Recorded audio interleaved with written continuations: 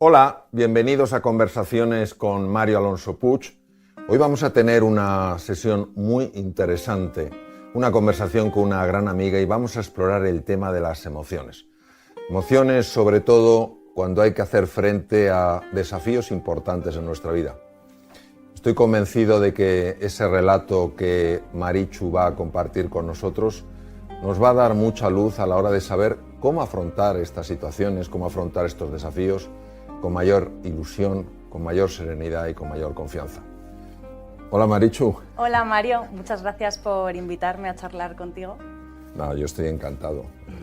Sabes que te tengo mucho cariño a ti y a tu familia y me parece que la historia que compartiste conmigo y bueno, las distintas etapas pueden, como comentaba en la introducción, ayudar a muchas personas a saber cómo hacer frente a momentos que ocurren en la vida de cualquier ser humano y que muchas veces no sabemos cómo afrontarlos. Yo suelo decir, es un dicho antiguo que viene de la lingüística aplicada, ¿no? Que el mapa no es el territorio, es decir, que a veces cuando uno tiene que transitar por este tipo de circunstancias o de situaciones, pues obviamente tener un mapa no te da todas las respuestas. Sin embargo, sí te da mucha claridad mental, elimina dudas, elimina temores, te ayuda a saber por dónde ir, por dónde no ir, etcétera, etcétera. Entonces, cuéntanos un poquito esa historia tan interesante, tan apasionante de superación cuando os encontrasteis con tu marido y tú con ese desafío. Pues bueno, el desafío, por introducirlo, gira en torno a la infertilidad. Pero es cierto que al final todas las fases emocionales por las que se transita a lo largo de la infertilidad se pueden aplicar a muchísimos otros desafíos vitales. Entonces, nada, nuestra historia empieza como la de mucha otra gente, que es que nosotros nos casamos y con toda la ilusión del mundo abordamos ese plan de vida que teníamos y esa vocación de formar una familia. Y cuando lo intentamos, vemos que el tiempo va pasando y que no lo conseguimos. Y entonces nuestros médicos de toda la vida pues, nos comunican que vamos a necesitar apoyo de especialistas y que tenemos que iniciar una serie de tratamientos médicos para conseguirlo.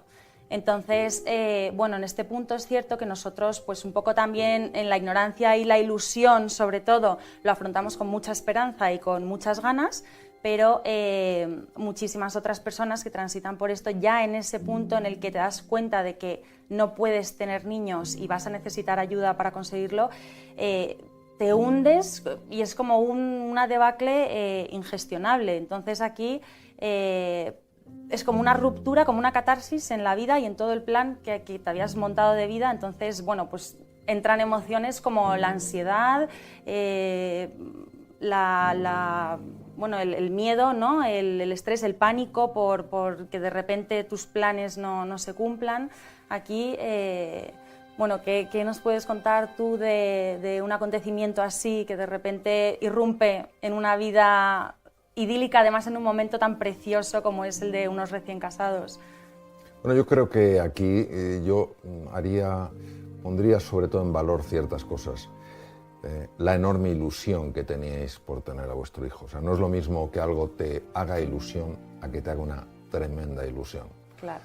Eso es lo primero. En segundo lugar, pues algo que es natural, es decir, dos personas jóvenes que se quieren entrañablemente, que quieren tener su propia familia, pues en principio parece que lo lógico, lo natural, lo esperable, sea que eso no tenga ninguna dificultad, ningún problema. Yo creo que esto es una cosa que nos pasa mucho a los seres humanos. Marichu, nos enfocamos solo en lo que nos parece razonable, en lo que nos parece lógico.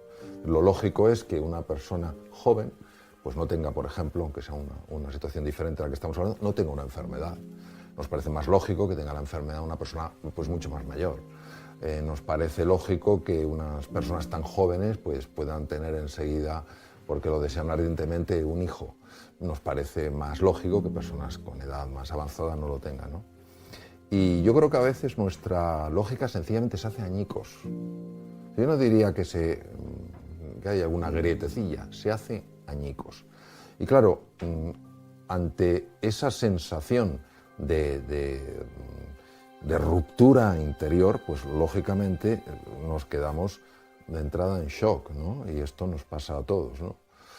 Yo en mi época de cirujano que tuve que dar, pues lógicamente muchos diagnósticos difíciles, pues claro, lógicamente a la persona de repente se le hace añicos su mundo, ¿no? Ahora, yo creo que hay una cosa muy interesante para explorar, que es pues como el ave fénix. El ave fénix en realidad emerge de las cenizas. Los seres humanos, aunque nos hagamos añicos, tenemos algo tan especial que puede emerger una fuerza verdaderamente transformadora.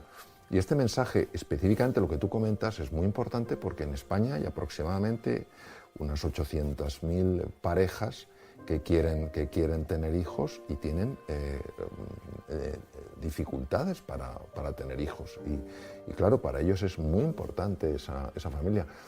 Por eso a mí me gustaría, a partir de ese momento, para sacar juntos algunas reflexiones, cómo evoluciona el tema. Es decir, de repente esa ilusión por tener hijos se hace añicos.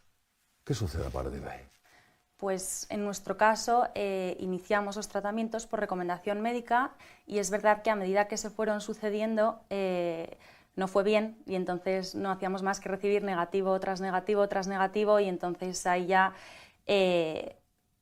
literalmente te encierras en una burbuja súper hermética tanto a nivel social como a nivel emocional porque es tal el agobio y el pozo negro en el que te hundes que eres completamente incapaz de afrontar nada de lo que te rodea. Entonces, es un desgaste físico súper potente, por supuesto, por la medicación y todo lo que ello conlleva, un desgaste económico también increíble porque los tratamientos son carísimos, de hecho no mucha gente se los puede permitir, y un desgaste emocional, por supuesto, horrible, porque en cada oportunidad pones toda la ilusión del mundo porque es tu bebé, o sea, al final es un proyecto que implica buscar a tu bebé, que qué sueño hay más legítimo, ¿no? que tener un bebé. Entonces, claro, cada vez que eso fracasa, la caída es tremenda, es brutal, y eso pues conlleva pues un aislamiento social bestial, tanto en parte por el tabú que hay tan enorme en torno a este tema como por el hecho de no poder gestionar embarazos ajenos o no poder gestionar problemas de amigos porque no puedes ser un apoyo en esos momentos para ellos. También el sentimiento de culpabilidad precisamente por no poder estar en esa sociedad y en esa familia porque eres completamente incapaz de gestionar lo que te pasa a ti por dentro. Entonces, bueno, la primera gran fase, digamos que es esa, que es, yo la describo como un pozo muy negro y una burbuja de aislamiento tremenda. A mí de lo que dices me gustaría extraer unas pequeñas piezas para explorar. La primera es, me da la sensación que es una sensación como de montaña rusa. En la montaña rusa subes muy alto y bajas mucho, subes y bajas. Entonces cuando uno sube a una montaña rusa lo hace sabiendo pues, que quiere esas emociones fuertes. Pero fíjate, tú hablas de que tienes muchísima ilusión. De repente no es que te baje un poquito la ilusión, es que se desploma. Y tienes que volver a retomar esa ilusión. Y de nuevo se desploma. Y de nuevo vuelves a tomar esa ilusión porque es natural, porque lo deseas ardientemente, es un anhelo y se vuelve a desplomar. Entonces, claro, llega un momento en el que describes que te vas agotando, emocionalmente, físicamente, psicológicamente. Esto es muy frecuente de ver y esto es característico de lo que se llama el estrés crónico. El estrés crónico o distrés es una situación en la cual la persona tiene como un momento de pico, cae y tiene otra vez que volver y cae otra vez y volver para arriba y cae otra vez, sin que haya episodios de recuperación, porque muchas veces es un intento detrás de otro, ¿no? Y esto hasta los seres humanos más fuertes, físicamente, psicológicamente y emocional, les produce un desgaste. Lo que nosotros vamos a ir explorando a medida que avancemos en esta conversación, Marichu, es cómo reducir ese desgaste. Porque, claro, esto es como lo mismo que tú comentas, el tema económico, que es que lógicamente tiene una gran repercusión económica. Claro, eso tiene una repercusión física, mental, emocional y en algunos casos incluso en la propia relación de la pareja relación con los demás. Nosotros vamos a explorar de qué manera ese desgaste lo podemos reducir. Por otra parte, hablas del desafío que implica la gestión emocional. Cuando se habla de emociones, a veces se habla de una forma muy banal. No te lo tomes tan a mal. Bueno, esto ya no sé qué. Intenta. Y nos convertimos en personas que de forma muy superficial decimos a los demás cómo tienen que abordar las circunstancias hasta que nos toca a nosotros.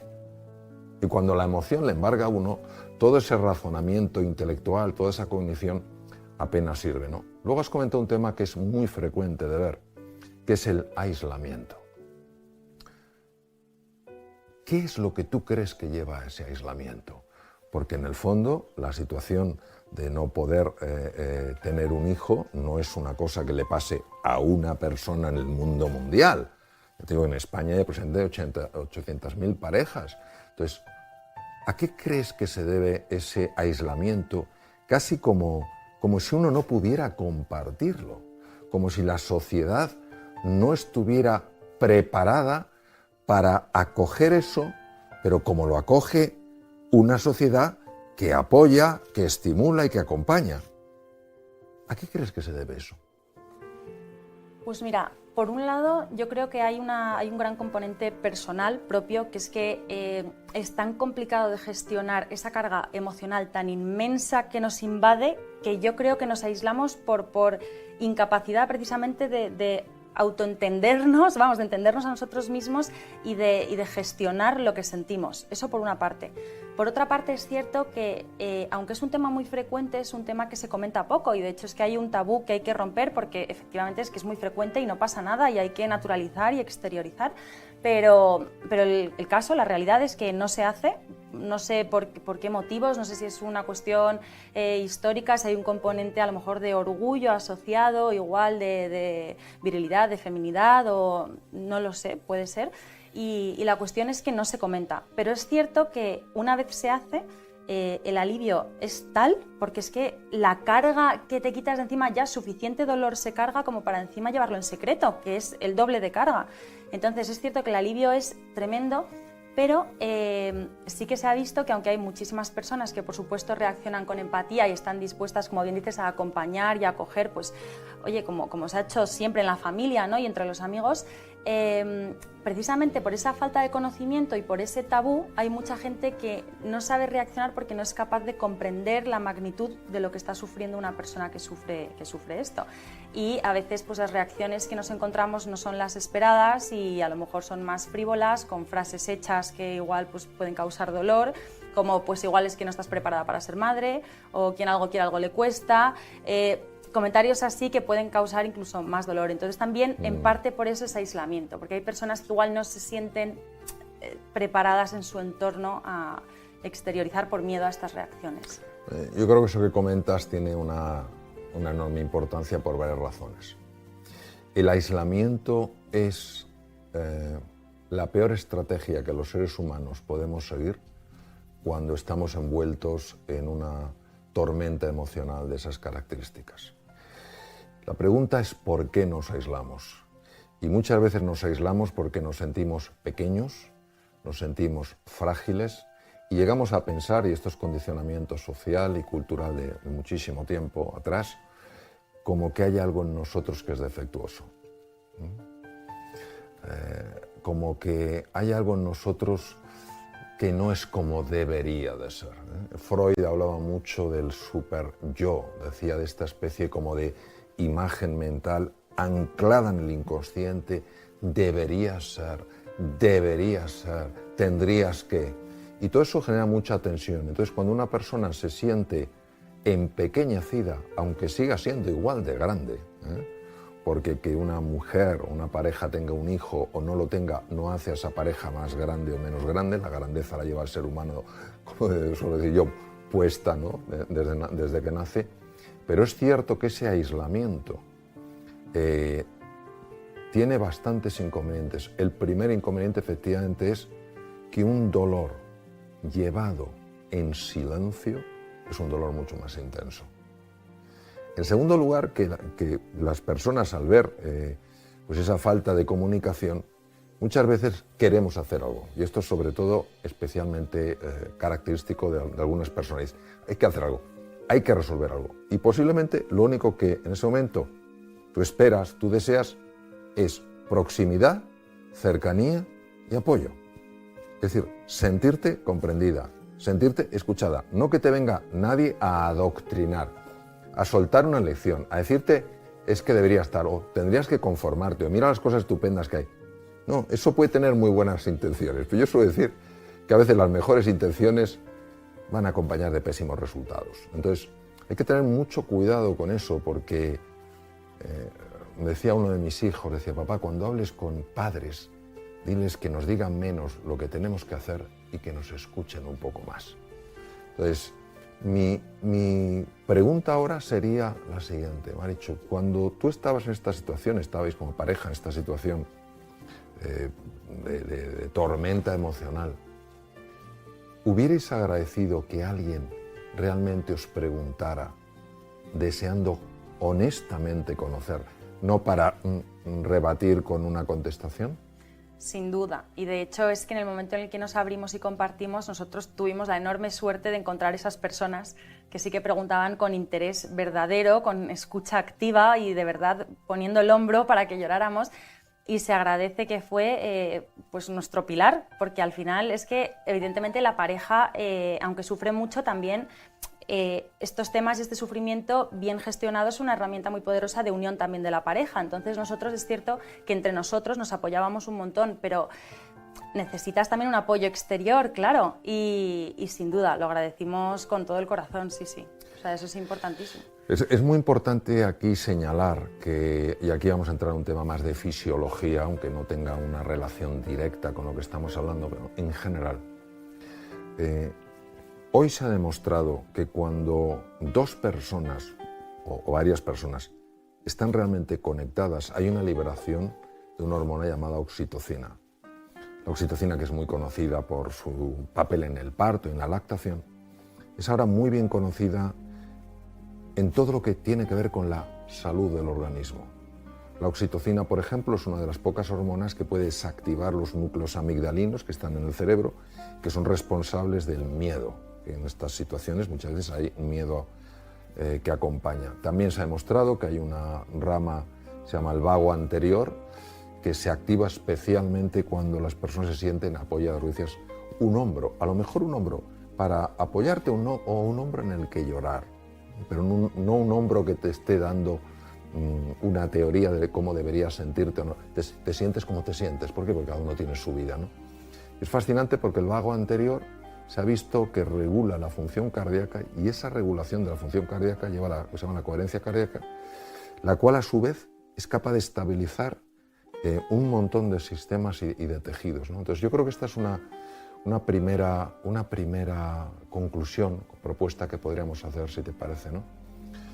Cuando te encuentres con un obstáculo en la vida, primero, recuerda que no eres la única persona que está experimentando esto.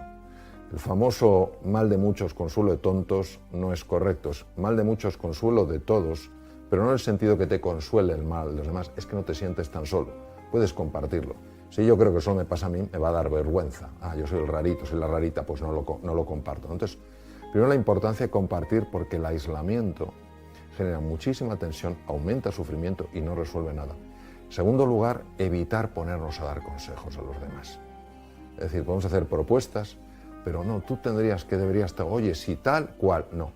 Porque el mundo emocional de una persona es un mundo muy íntimo y desde fuera no podemos realmente saber lo que está sucediendo. Bueno, entonces, tú ya nos has abierto un espacio ahí muy interesante para entender ciertas cosas.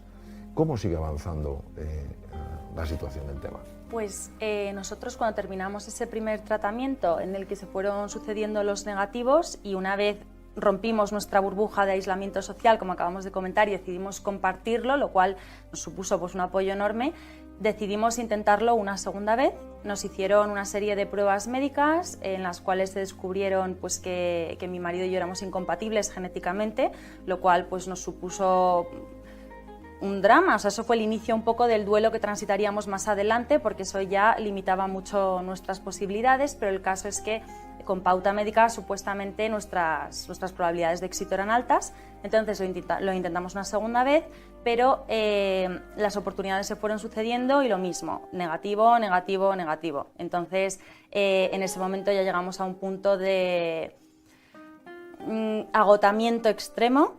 Decidimos que nos habíamos consumido ya del todo, a nivel emocional sobre todo, a nivel físico y a todos los niveles. Nos habíamos alejado mucho también de Dios, que para nosotros era importante, ¿no? de nuestra fe y de nuestras creencias. Habíamos perdido mucho tiempo de pareja de grandísimo valor, porque el tiempo que se va no vuelve, y al final la infertilidad absorbe tanto que es que todo gira en torno a eso, con lo cual la vida se consumió todo ese tiempo. Y decidimos transitar un duelo y asumir que igual había llegado el momento de reconocer pues, que posiblemente no llegáramos a ser padres nunca y que no pasaba nada y que teníamos la enorme suerte de habernos encontrado el uno al otro, que en la vida hay que poner más el foco en todo lo que tenemos y no solo en lo que nos falta, reencontrarnos un poco con Dios, con nuestra fe y soltar un poco parte de esa carga y de esa cruz que cargábamos y ponerla en sus manos y confiar en que lo que tuviera que ser, será también. Y sobre todo pues dejar de compararnos con los demás y ser felices en nuestro día a día y en nuestra vida y recuperar un poco nuestras vidas. Entonces ese fue un periodo un poco de duelo en el que crecimos muchísimo. Yo siempre digo que no he sido nunca en toda mi vida más feliz que en esa etapa. O sea, cuando decides soltar algo tan inmenso como el sueño de ser madre y recuperar tu felicidad basándola en nada y a la vez en todo, que es todo lo que tienes, pero sin ponerlo en un foco en concreto. Y nada, y en ese momento decidí abrir una cuenta de Instagram para comunicar pues, todo esto, para compartir todo esto con gente que pudiera estar pasando por lo mismo. Es curioso porque hay una gran diferencia, una gran distinción entre lo que es la aceptación y la resignación. La resignación es un resentimiento encubierto y nunca te puede dar sensación de felicidad, porque tienes el aguijón ahí metido. Pues llega un momento en que te das cuenta de que, claro que para ti la maternidad, para ti y para tu marido la maternidad es muy importante, no es lo único que cuenta. Y de alguna manera había habido una absorción completa en la maternidad que se había convertido en el centro de toda vuestra vida, en el centro de toda vuestra existencia. En ese momento dijiste, bueno, claro que es muy importante, no es el centro de toda nuestra existencia. Hay muchas cosas por las que merece la pena vivir, nuestra relación, nuestro amor, nuestra salud, mil cosas, ¿no?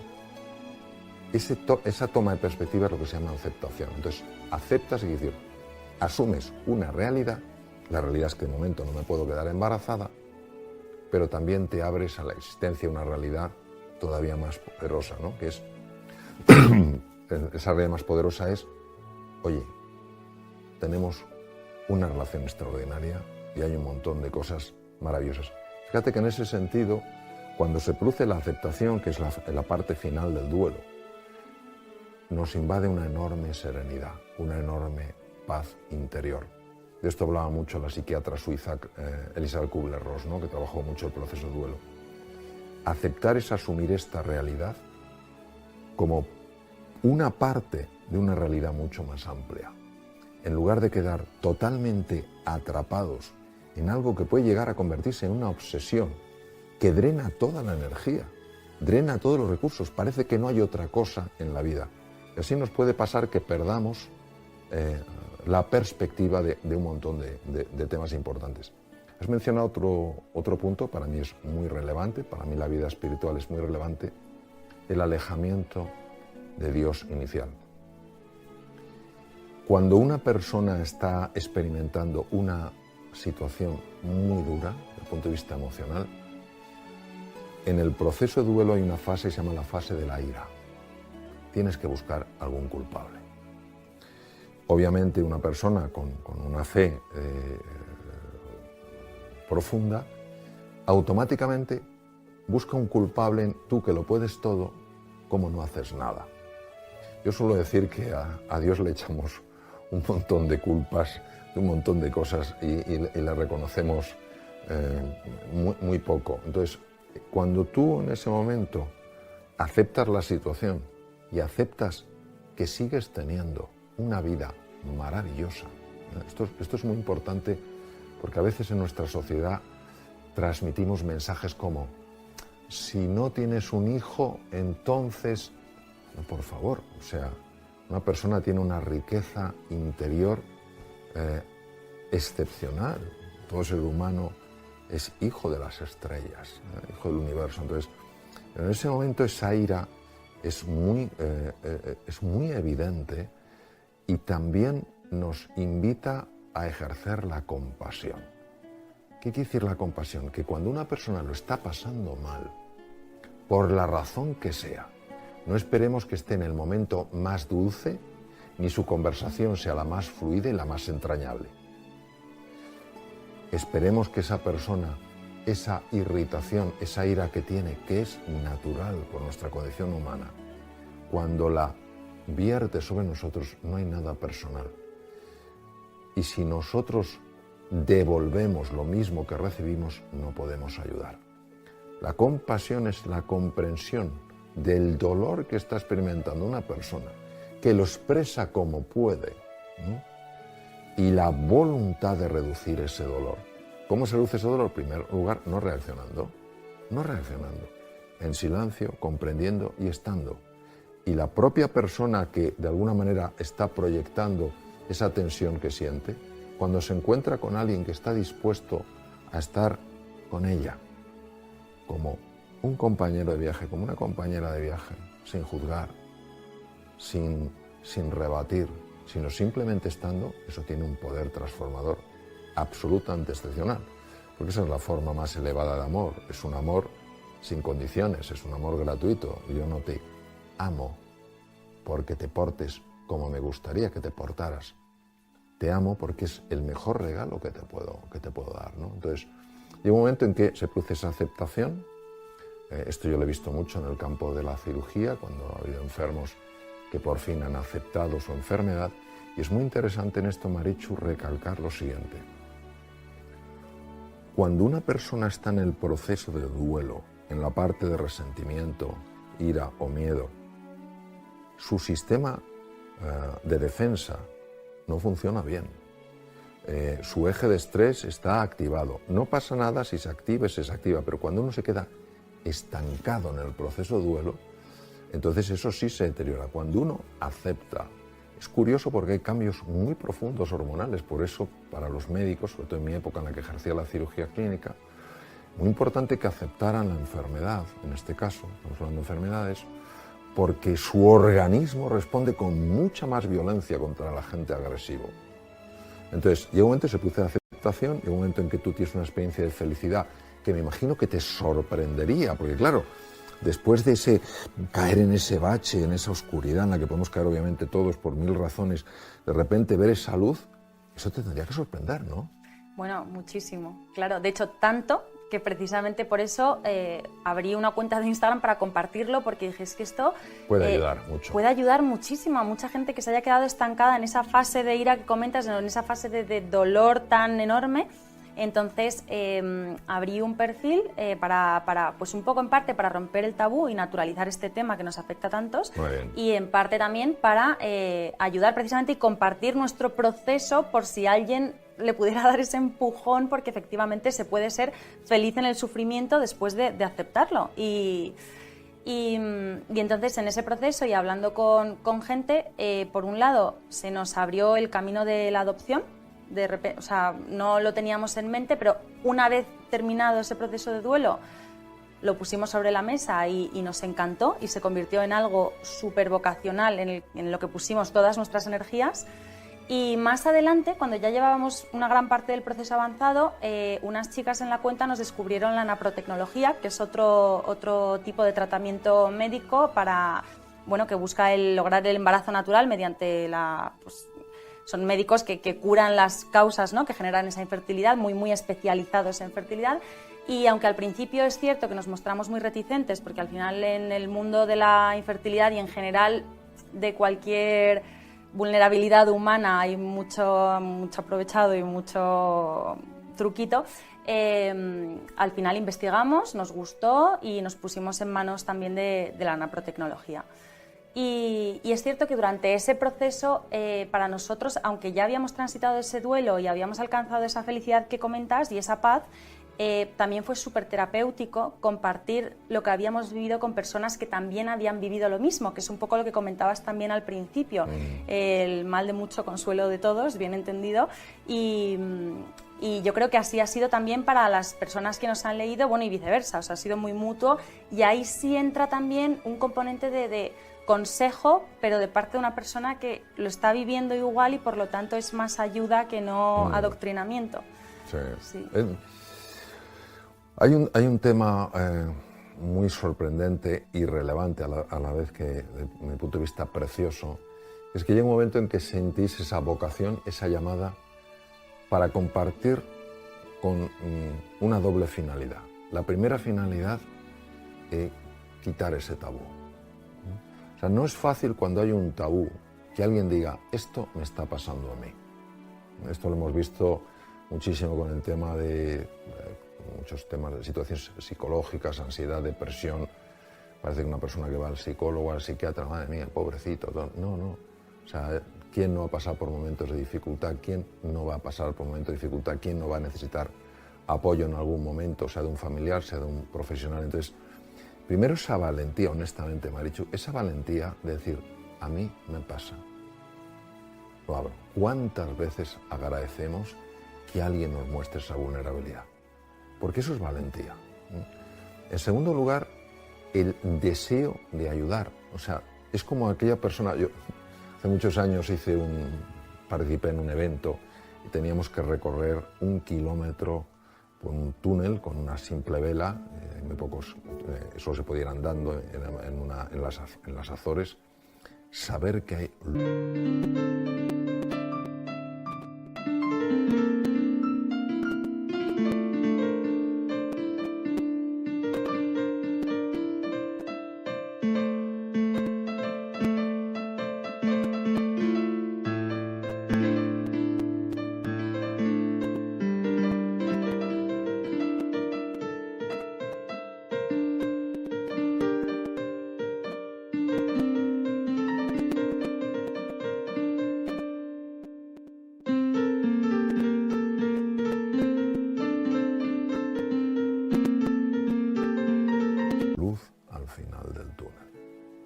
Saber que hay luz al final del túnel. Entonces, tú lo que has querido es llevar una velita encendida a personas que están en el túnel. No ya para decirles que hay luz al final del túnel, sino para que ellos lleven su propia luz y no tengan que estar tan angustiados con eso. Y qué cosa tan curiosa, como cuando quieres hacer algo para ayudar a los demás, te vuelve. Tú habías estado con distintos profesionales, la tecnología hoy en día es impresionante lo que hay, pues te habrás encontrado con personas más empáticas, con menos empáticas, pero nunca se te había ocurrido pues, otro abordaje terapéutico y resulta que te viene por tus deseos de compartir. Y esto a mí me parece verdaderamente fascinante, cómo se abre un mundo de posibilidad cuando uno sencillamente abre su mundo, ¿no? Yo me imagino que esto te generaría muchísima sorpresa, asombro, ¿no? Sin duda, porque además, a medida que vamos avanzando en ese nuevo tratamiento médico, es cierto que el abordaje es mucho más de investigar las causas, ir al fondo de la cuestión y entonces van dando respuestas, lo cual también genera mucha paz porque vas comprendiendo de verdad lo que te pasa y no te quedas con esa sensación de vale, asumo lo que me ha pasado, transito mi duelo, pero no comprendo bien del todo lo que ha pasado a nivel fisiológico. Y aquí sí. Entonces ya solo eso a nosotros nos daba mucha paz, aunque nosotros siguiéramos con nuestro proceso de adopción, porque nuestra vocación estaba puesta en adoptar a ese niño. Pero efectivamente lo más curioso fue que con ese tratamiento, y además la misma semana, que yo siempre digo que es que fue milagrosa, la misma semana que nos dieron la idoneidad para adoptar y que nos dijeron que podíamos adoptar perfectamente después de todo el proceso, que es muy largo, Claro. Me quedé embarazada con ese nuevo tratamiento y efectivamente descubierto a través de las mujeres de la cuenta que me siguen, bueno, y de los hombres, porque también hay algún hombre. Claro. Y efectivamente yo siempre digo que Juanito es hijo de todos y es hija de todas las que están ahí, porque nunca le hubiera tenido en brazos de no ser por ellas. Pero efectivamente cuando yo abrí la cuenta es que no tenía ni idea de la existencia de ese tratamiento. Entonces efectivamente fue pues milagroso. Pues es que igual yo siempre pienso que igual Dios quiso que pasara por todo lo que pasé precisamente para que el desenlace fuera este. Al final, que en darte, recibes. Sí, los momentos más difíciles de la vida, hay veces en las que es muy fácil caer en la desesperanza. Sin embargo, también se puede abrir uno al misterio. Independientemente de que una persona tenga creencias religiosas o no, uno puede pensar que el universo es indiferente, le puede llamar como quiera, nosotros le llamamos Dios, otros puede llamar universo, consciencia cósmica. El nombre no es lo importante es lo que representa. Y Albert Einstein decía que la pregunta más importante de la vida era una, porque dependiendo de cómo la contestaras vivías de una forma o de otra. La pregunta de Einstein es, ¿vivo en un universo hostil o en un universo amigable? Podemos añadir, ¿vivo en un universo hostil e indiferente o vivo en un universo amigable? Cuando uno considera que el universo es hostil, siempre está a la defensiva. ¿Por qué? Porque tiene miedo de que le den. Claro, es un universo con tal envergadura, ¿qué voy a hacer yo, pequeño mortal, ¿no? Si es indiferente, ¿qué más les da a mí? ¿Qué más le da mi sufrimiento? Pero si crees que es amigable, que no es hostil, que es amigable, no cabe duda que sigue unos principios, y uno de ellos es la generosidad en el compartir, la valentía, el que te importen los demás, y puede utilizar los canales más sorprendentes para venir en tu ayuda, ¿no? Lo digo porque aquí vemos una aplicación preciosa del efecto beneficioso que puede tener una determinada utilización de las redes sociales, donde aquí no es buscando glamour, aquí no es buscando contar el sitio tan maravilloso en el que estás pasando a lo mejor unas vacaciones, sino que es ayudar a los demás. Y claro, al abrir ese abanico, te puede llegar una información desde los sitios más impresionantes. Hay otro punto que me ha parecido notar cuando hablabas.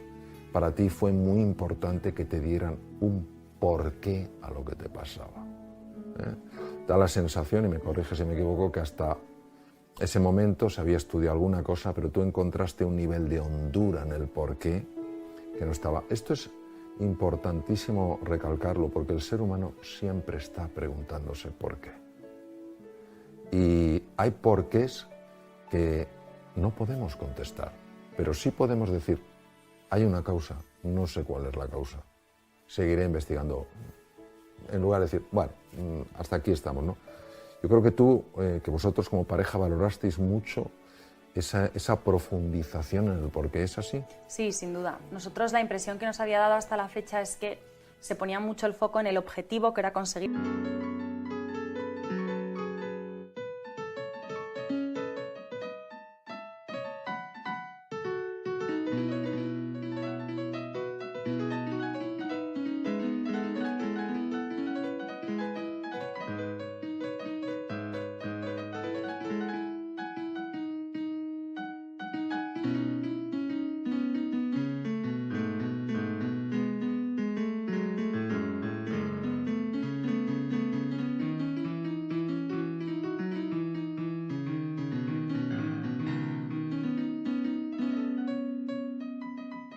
ese bebé y conseguir ese bebé, pero claro, tiene que haber una causa de base por la cual ese bebé de forma natural no llega, y eso es algo que inicialmente no se investigó bien, daban unas respuestas que supuestamente no justificaban esa infertilidad natural, y entonces a nosotros eso siempre nos dejó pues una cierta incomodidad, ¿no?, psicológica, porque bueno, habíamos transitado ese duelo y le habíamos dicho adiós a nuestro mayor sueño, sin tampoco entender del todo, pero bueno, al final pues nos abandonamos y confiamos, y es cierto que al descubrir la naprotecnología, sí, bueno, el objetivo principal es precisamente curar y sanar, no tanto conseguir ese bebé, sino que ese bebé es consecuencia de una sanación y de que se pone un tratamiento y una cura a todas las posibles causas de infertilidad que hay, y eso para nosotros fue fundamental, porque aunque tuviéramos el foco precisamente en la adopción, que estábamos en ese momento en el proceso, a nosotros mentalmente era una paz impagables saber y por fin entender qué era lo que estaba pasando y por qué había pasado todo lo que había pasado. Yo creo que tenemos que poner en valor, primero, que hay muchísimos profesionales en el campo de la reproducción asistida que son de primer nivel y ofrecen distintos tipos de abordajes. Algunos pueden ser más efectivos, otros menos, entonces el que funciona en vosotros, en otras personas pueden funcionar otros abordajes, ¿no? Lo importante es que os llegó una información por un sitio absolutamente inesperado. Yo suelo decir algo que no es especialmente lúcido, pero a mí me sirve, que cuando el universo se pone en marcha, el impacto siempre es el siguiente: sorpresa, sobrecogimiento y gratitud. ¿Por qué? Pues no te lo esperas. Pero segundo, es algo tan brutal en su manifestación que te produce sobrecogimiento. Es decir, ¿cómo es posible que yo, queriendo ayudar y solo buscando ayudar, transmitiendo mi historia, abriéndome a los demás, haya sido además ayudada? Esto es un principio precioso del universo. La mente humana es la que es escasa, el universo es abundante. ¿Por qué no vemos más abundancia? Porque ya nos encargamos nosotros de que esa abundancia no aparezca, ¿no? Fíjate qué cosa más bonita, o sea, ayudaste, porque sin duda hay muchas personas, hombres y mujeres, a los que les has ayudado con tu historia y les estás ayudando en este momento. Es que además has sido ayudada. Esto es maravilloso, porque yo no he visto mayores win-win que los que orquesta el universo. Y por eso produce esa gratitud.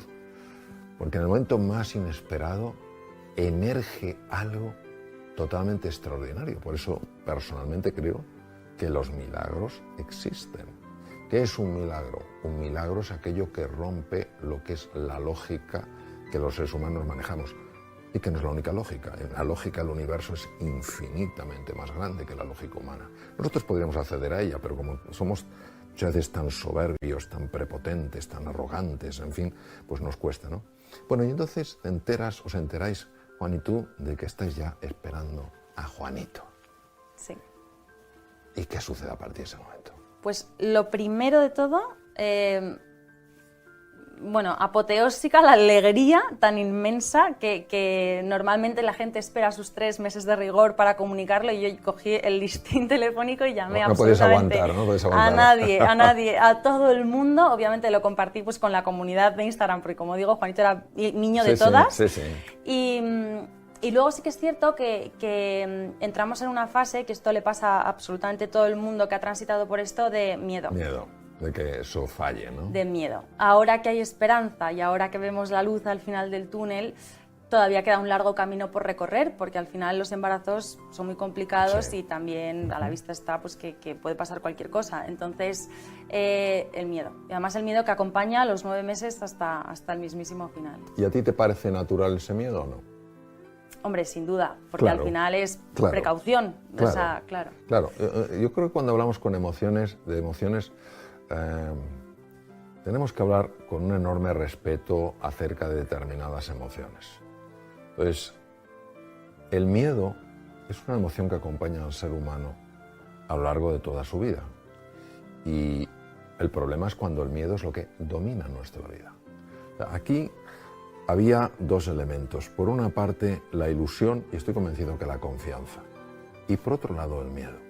Reconocer el miedo no es ninguna vergüenza. Hace muchos años, uno de los mejores comandantes de líneas comerciales americanas le preguntaron que bueno, estos aviones inmensos.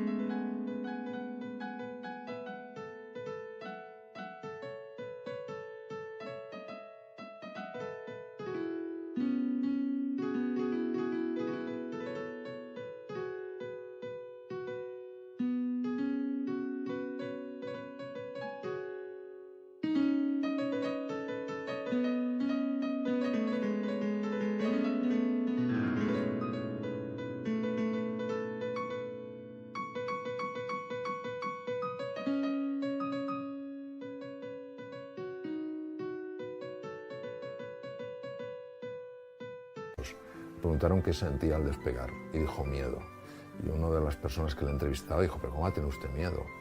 Dijo, claro, yo tengo el miedo. Yo tengo miedo, pero el miedo no me tiene a mí. O sea, el miedo es natural. O sea, vuestra ilusión se ha hecho realidad, estás embarazada, estáis esperando un niño y es lógico tener ese miedo. Lo digo por lo siguiente. El gran Carl Gustav Jung, probablemente uno de los, para mí, de los psiquiatras más lúcidos que han existido, no digo que su vida fuera perfecta, pero tenía unas intuiciones realmente geniales, dijo, lo que se resiste, persiste. Cuanto menos queramos compartir ese miedo, cuanto más luchemos contra ese miedo, yo no tendría que tener miedo, porque tendría que no sé qué tal cual, todo eso incrementa el miedo. Decía el gran Rumi, el místico del siglo XII, decía en casa de huéspedes, dales la bienvenida a todos, porque son mensajeros enviados del más allá. ¿Estás aquí? Miedo, bienvenido, es natural. He esperado mucho tiempo esto, y ahora tengo mi inquietud, es normal. No se trata de someter el miedo, no se trata de, no debería estar aquí. Esto es una estrategia totalmente errónea, ¿de acuerdo? Es parte de lo que siento, es normal, es natural. También tengo la alegría y la confianza. Es decir, en mi casa de huéspedes no solo está el miedo, está la alegría y está la confianza. Ahora bien, si no dejo entrar al miedo, entonces tengo un problema. Bueno, seguimos con esta historia fascinante. ¿Y qué sucedió después? Pues que por suerte todo fue muy bien. Es cierto que llevamos un control médico muy exhaustivo, al principio durante todo el primer trimestre semanal, luego todo el embarazo pues ya más natural y nada, y que al final fue un parto muy feliz, fue una cesárea, no llegó a ser un parto vaginal, pero fenomenal. Y ahora con Juanito en brazos, una maravilla, y una vez más vuelve un poco ese miedo, ese mismo miedo, porque al final la infertilidad yo creo que es algo que no terminamos de decirle adiós nunca porque aparte de que se queda la huella, ¿no? Y las secuelas de todo lo vivido hasta el momento, persiste ese miedo, pues porque ahora igual, pues si Dios quiere, nos encantaría el hermanito, entonces quién sabe, ¿no? Lo que puede pasar. Supuestamente estamos curados, pero claro, como ya hemos vivido todo lo que hemos vivido, el miedo a volver otra vez a caer en lo mismo y ya no solo que las cosas vayan mal, sino a dar como marcha atrás. Y bueno, pero con ilusión y evidentemente pues con otro enfoque, porque al final nuestro milagro está aquí y estamos plenísimamente agradecidos, sin duda. Y bueno, pues es una mezcla de emociones de todo tipo. Bueno, y creo que además dos puntos muy interesantes. Primero, nosotros tenemos dos ejes, ¿no? El eje del estrés y el eje que tiene que ver con la reproducción. Esto es importantísimo de conocer. Cuando el eje de estrés está demasiado activo o crónicamente activo, bloquea el otro eje. Pues una de las cosas, no es nada raro conocer otras situaciones diferentes de la tuya, pero de parejas a lo mejor que están muy tensas, han relajado y en ese momento se han quedado. Yo creo que nosotros tenemos que tener fundamentalmente una confianza en el futuro. Tenemos que tener confianza en el futuro. Tenemos que tener confianza, un poco como decía Einstein, porque él lo vivió así, que el universo es amigable. Que las cosas no nos pasan sencillamente para fastidiarnos. Que hay un proceso de aprendizaje, hay un proceso de crecimiento, de evolución. El miedo va a aparecer en nuestras vidas. Lo importante es que no sea el que domine nuestra vida, es decir, que no seamos personas que vivamos asustadas. Porque si vivimos asustados, no podremos vivir la vida, ¿no? Y luego tener confianza y estar, lógicamente, enfocados en un objetivo, no apegados al objetivo. O sea, ¿cuántas veces no habré conocido yo, hablando con distintas personas, apegados al objetivo? Solo existe ese objetivo y se va perdiendo todo el proceso. Cuando yo alcance eso, seré feliz. No, la felicidad es un estado muy diferente al de alcanzar un objetivo. La felicidad es un estado del alma, un estado del ánimo. Y en ese estado del ánimo habrá momentos en los que estarás más alta, estaré más alto, momentos estaremos más bajo. Siempre tendremos una referencia. Es decir, ni lo más alto es soy el rey, la reina del mundo mundial, ni lo más bajo, no soy nada. Sino que hay ese punto de decir, yo soy quien soy. Y quien soy vale la pena. Y nuestra relación vale la pena. Y si vienen más niños, bienvenidos. Iremos a por ellos. Nos enfocaremos en ellos.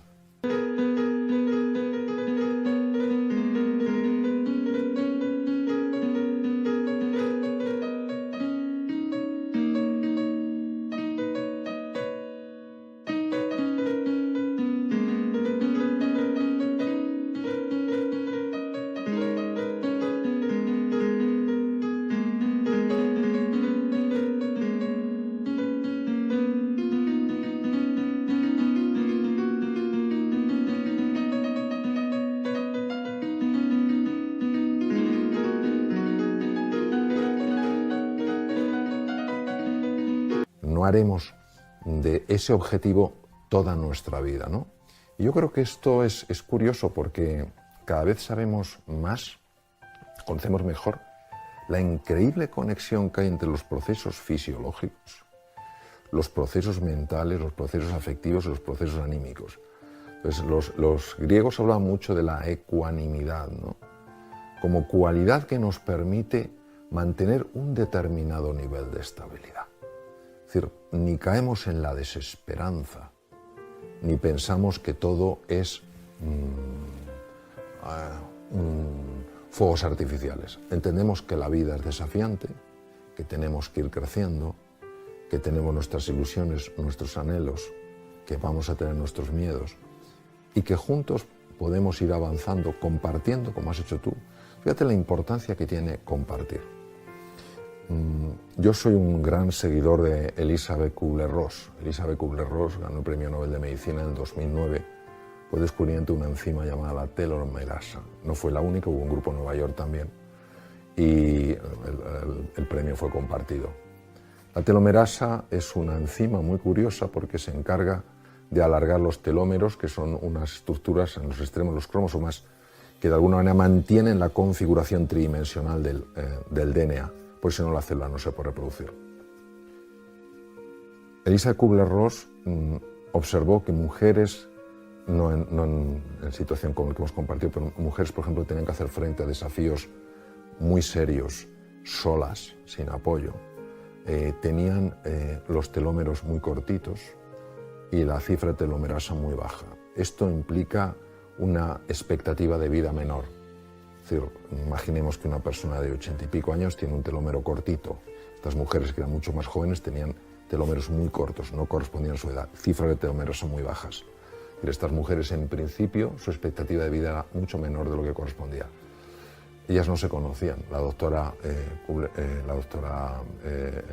Elizabeth Blackburn, que fue la que ganó el Premio Nobel en 2009, las conectó, se hicieron amigas y pudieron compartir. Sentían que cuando estaban con otras personas solo les decían, hombre, pues toma de no sé qué, esto es, pues ofrécelo a no sé cuántos, pero no se sentían escuchadas. No conseguían encontrar a nadie que entendieran por lo que estaban pasando ellas. Sencillamente eso es la empatía. La empatía es estar al lado de tu corazón. No es darle una lección, es estar al lado de tu corazón. Entonces se hicieron muy amigas porque no se sentían solas, el problema de la soledad. Y creo que fueron 2 meses después, leí el estudio hace unos años, la doctora Blackburn les sacó sangre a todas ellas y todas tenían telómeros alargados, los que correspondían a su edad, y cifra de telomerasa normal. Es decir, no cabe duda que ese amor que parte de la empatía, es difícil amar si no se empatiza, tiene un efecto muy positivo. Y si lo tiene a nivel de los telómeros, lo puede tener.